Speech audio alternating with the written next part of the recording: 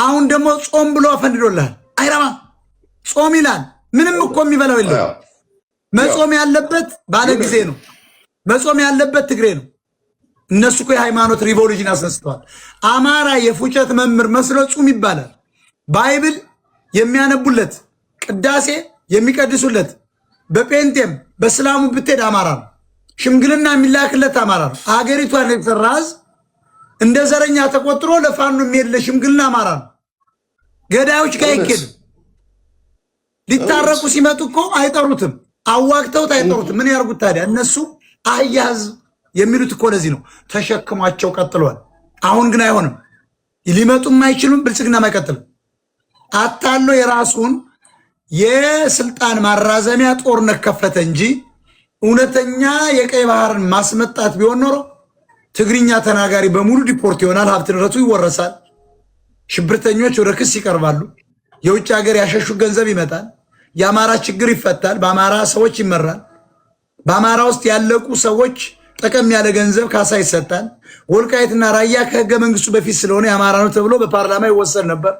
ህገ መንግስቱ ይቀየር ነበር። ኦሮሞ አማራ የሚባል ይጠፋ ነበር።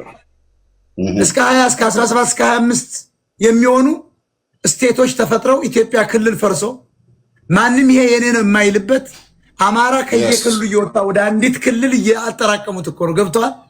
እነሱ እኮ ትግሬዎች 10 አገሮች የፈጠሩልን ያንተ ሀገር ነው እየተባለ የአማራ ክልል እኮ ራሱ የሚባል የለም። ክልል 3 ነው። ሌጂቲሜት ለማድረግ ነው ነገዱ አንዳርጋቸው እነዚህ ተላላኪዎች እንጂ የአማራ ክልል የለም። የብአዴን ህገ መንግስት ብታነበው የአማራ መሬት የኢትዮጵያኖች ነው የሚለው። ቤንሻንጉል ስትሄድ ግን የቤንሻንጉል ነው የሚኖረው፣ ግን ትግሬ ነው። ኦሮሚያ ስትሄድ ኦሮሞ ነው የሚለው። አማራ እኮ ግማሹ ህዝብ 16 ሚሊዮን አማራ ነው፣ የለውም ባለቤት አይደለም ማለት ነው። ደቡብ ስትሄድ የሀገር ባለቤት አማራ ነው። ሂድ አርባ ምንጭ አማራ ነው። ሂድ ጎባ ባሌ ጎባ አማራ ነው። ሂድ ሀረር በሙሉ ክፍለ ሀገሩ አሁን 100 ሺህ የማትሞላ አደሬ እኳ ክልሉ ናለች። የሀረርን አማራ ማዳከም ኦሮሞዎች ቢቆጠሩ ትንሽ ናቸው፣ በጣት ናቸው። አማራ ነው። ይሄ ሁሉ የሰራበት ትግሬ ነው፣ ሻቢያ ነው፣ ወያኔ ነው።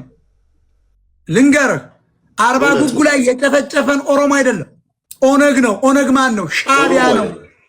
ሻቢያ ነው እኮ ሻቢያ ነው። በካቶ በቴሌቪዥን እየታየ እኮ ነው። መንግስት ራሱ እየታረደ ሞጣችን ትክክል ነው። ቴንኪው ሬመት ሲነስተው ሪልሜንት ቀጥል። ሞጣችን ሰላም ነው ወይ?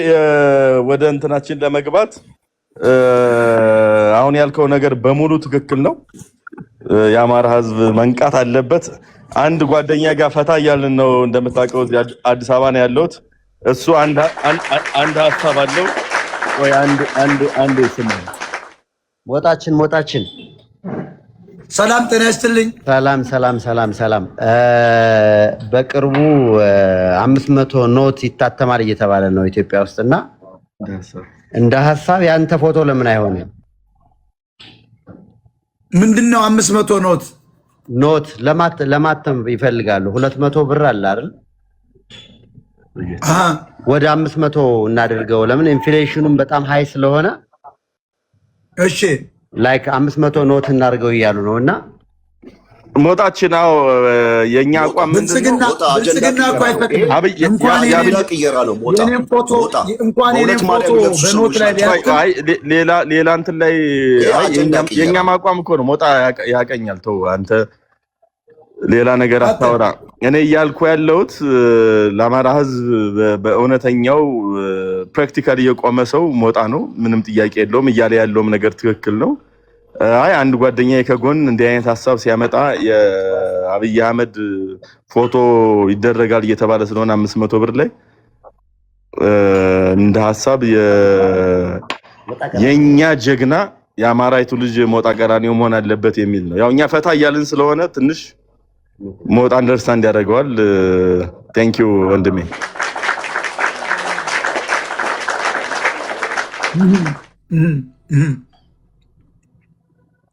እስቲ ጀግናው ሂድበት ሞጣዬ። አሁን ምን መሰለህ፣ በየሚዲያው በየሶሻል ሚዲያው ይሄ ሐሳብ ለመቀየር ቅድሚያ አንድ ነገር ልግለጽ። ሪልሜንት የኔ ወንድም ነው፣ የራሴ ወንድም ነው፣ የኛ ሰው ነው፣ ወንድማችን ነው። የሚለው ትክክል ነው። የሚሉት ለማላገጥ አለ የሚመጡት። ሁለቱም የኛ ወንድሞች ናቸው። የራሴ ወንድም ማለት ነው ያወራ ያለው እና እሱ የሚለው ትክክል ነው። የ500 ኖት ሊዘጋጅ ነው። ፎቶ ለምን እኛ ማለቅስቀሳ ለምሳሌ ህዝብ እኮ ድምጽ ይስጥ ቢባል እርግጠኛ ነኝ ማለፍ ይችላል። ይታተም ቢባል የባህል የሃይማኖት የፖለቲካ ሪቮሉሽን ያደረገ ነው። ማንም ሰው ይመርጣል። አብይ አህመድ እና እኔ ብንወዳደር የኢትዮጵያ ህዝብ የኔን እንደማሸንፈው አውቃለሁ። ብር ኖት ላይ ይቀመጣል። እውነት ነው። ቀጣይ እኮ ማድረጋችን አይቀርም። ምን ወደ ስልጣን መጣለን ማድረግ ይቻላል። ያ አይደለም አሁን ችግሩ። ብር ኖት አብይ ተቀመጠ። እኔ እንደውም ጥቅም የለውም። ምክንያቱም እኔ አንተራ ሰው ነኝ። አብይ ጠቅላይ ሚኒስትር ነው ቢደረግ እኔ ችግር የለብኝም። ምክንያቱም በታሪክ አጋጣሚ የመጣ ሰው ነው። ብር ኖት ላይ ቢሆን ወንጀለኛም ስለሆነ እናስታውሰዋለን።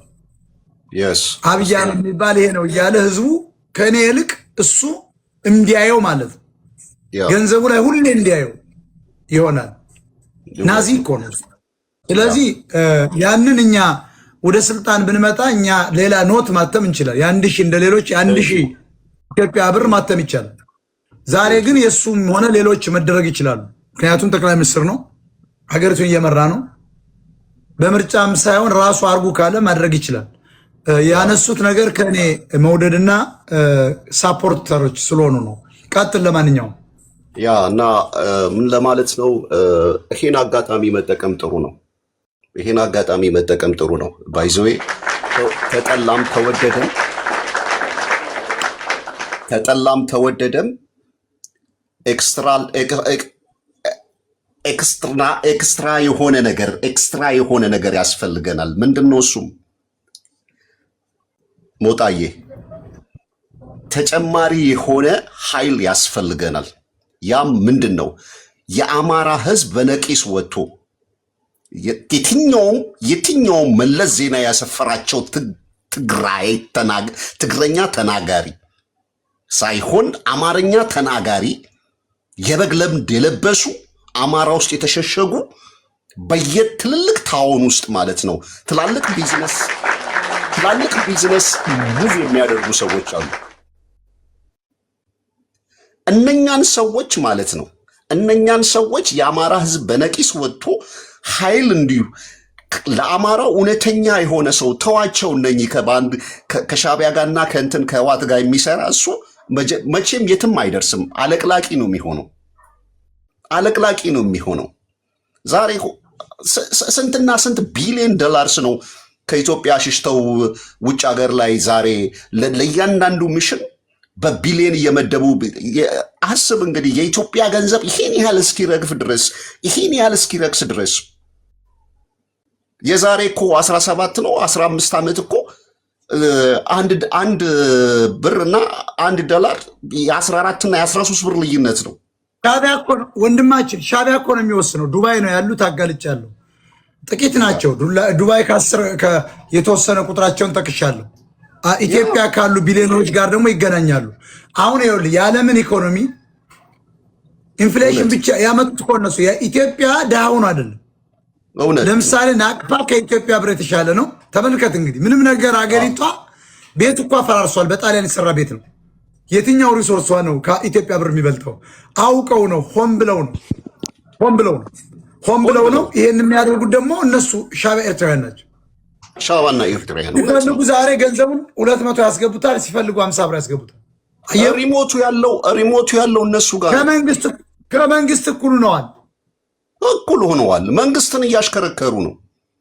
መንግስት ብሔራዊ ባንክ ላይ የዶላር እጥረት እንዲኖር እያደረጉ ያሉት እነሱ ናቸው። ያን ያውቃቸዋል። ለምንድን ነው ይህን ስር ነቀል ለውጥ ያላመጣው? ስልጣን ላይ ለመቆየት ሰውየው ተላላኪ ነው። አንደኛ ይፈራል፣ ይመቱታላ። ያመጡትም እነሱ ናቸው። ሲስተሙ በሙሉ የተያዘ ነው። አብይ ብቻውን ባይዘወይ እውነቱን ለመነጋገር አብይ ብቻውን የፖለቲከኛ ነኝ አልዋሽም። አብይ ብቻውን የሚበጣጥሰው አይደለም። ታዲያ እንዳንተ የኢትዮጵያ ፖለቲካ ብርቱን አማራ ለምን ወደ ጎን አያመጣም? ሊበጣጥሰው አይችልም። አብይ ብቻውን ሊበጣጥሰው አይችልም። አብይ ስልጣን ለማራዘብ የሚሾኮለክ እንጂ እንደኛውን ቆርጦ ግን እነሱን ዲፖርት አድርጎ ሀትኖታቸውን የሚያወጣ ህግ አያወጣም። ለምን? ከምዕራባውያን ጋር አብረው እንደሚመቱት ያውቃል። አንዱ ተራ ትግሬ ገለዋል። አንዱ ተራ ትግሬ ከጀርባ ያለ ዛሬ አብይን የማይነኩት እኮ አብይ ሁሉን ነገር ስላስጠበቀላቸው ነው። ህገ መንግስታቸው አልተነካም። የሽብርተኛ ህግ ብሎ አማራን የሚያስሩበት አልተነሳም። ክልሎች አልፈረሱም።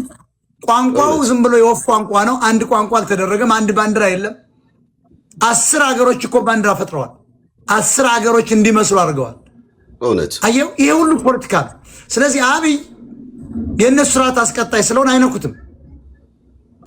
መጨረሻ ታይም ነው የሚመቱት። መምታት እኮ ዛሬ ይችላሉ። ስላልቻሉ እንዳይመስል። ምን ጎደለባቸው እንዴ? በቀን እኮ 10 ጊዜ አውሮፕላን ከኤርትራ እኮ ያመላለስ ነበር ኤርትራውያን፣ ያለምንም ሰነድ፣ ያለምንም ቪዛ፣ ያለምንም ህግ፣ ያለምንም ጥያቄ። ዛሬ እኮ እነሱ ኢትዮጵያኖችን እያገቡ ግሪን ካርድ እያገኙ ነው፣ ፓስፖርት እያገኙ። እውነት ነው። ኦሮሞ ራሱ ሆዳም ነው። ቁርጥ ለመብላት ፓስፖርት በ300 ሺህ ብር ይሸጣል። እርግጠኛ ሆኜ የምነግራቸው እነዚህን እኮ መለየት አልተቻለም። ከኛ በላይ አማርኛ ይናገራሉ። ግን ህዝቡ ግን አብሮ ስላደገ ያውቃቸዋል። ደብረ ማርቆስ የተወለደን ኤርትራዊ ማንም ሰው ያውቀዋል። ህዝቡ ዝም ብሎ የሚቀሰቅሰው ወይ ደግሞ ግንዛቤ ሚዲያ ስለሌለ እንጂ መንጥሮ ያወጣቸዋል። ሁሉም ልንገርህ ለመንግስታቸው ነው የሚሰሩ። ጥሩ ኤርትራያኖች አሉ፣ በእርግጥ ጥሩ ትግሬዎች አሉ። ግን ውሸት ነው። ለአገራቸው በድብቅ ይሰራሉ። መቼም ኢትዮጵያ ሆነው አያውቁም። መቼም ኢትዮጵያ ሆነው አያውቁም። አይሆኑም። ልናረጋቸው ያማ ቢሆን ስማኝ፣ ያማ ቢሆን ኖሮ መሪያቸውን ገለውት ወይ አፍርሰውት ወደ ውጭ ሀገር እየተሰደዱ ከመሄድ ቦርደሩን ከፍተው አገራችን ነው ብለው ተመልሰው እኮ መኖር ይችሉ ነበር። ተመልሰው መጥተው እኮ ሪሶርሱን ሞር መያዝ ይችሉ ነበር። አይፈልጉም። በምቀኝነት ወደብ ዘግተዋል። በምቀኝነት ደግሞ ያችኑ የቀረችዋን የጅቡቲ መስመር እሷን ደግሞ ኮንትሮባንድ ይዘዋታል። በምቀኝነት የቦሌ ኤርፖርትን ጠቅላላ አንድ ወደብ ነው ያለችን፣ ያም ቦሌ ኤርፖርት ነው። እነሱ ነው ያሉ እዚያው ያደጉ የተካኑ በየትላልቅ መስሪያ ቤቶች ያለ እውቀት ማናጀሮች ናቸው። ያለ እውቀት እንታይ ስላሉ ብቻ በ28 ዓመት ትግራይ ቁጭ አርጓቸዋል። ይሄ መለስ እስከ ዛሬ የትም አልሄዱ። ትምህርት በግዢ ነው ያገኙት። ሲቪል ሰርቪስ አግኝተዋል። አልፋ ዩኒቨርሲቲ አምጥተዋል። አዲስ አበባ ዩኒቨርሲቲ ቀላል እኮ ነው። ሁለት ቀን ትታያለህ። በሳምንት አንድ ቀን እየታየ ክላስ ውስጥ የለም። ስትመረቅ ግን አብረህ ትመረቃለህ። ፖይንት እየተሞላለ ሂደህ እኮ አታውቅም። ደብረ ጽዮን እኮ ሽጉጥ እያሳየ ነው። አንድ ቀን ትምህርት ቤት ሊያውቅ ከ7ኛ ክፍል ያቆሙ ይህ ሰውዬ ሳይሞንትነስ ኢኩዌዥን ስራ ብትለው አንድ ነገር አይሰራም። ቀጥል። እና ለምንድን ነው እኛ ጨካኝ የማንሆነው እንደነሱ አማራዎች?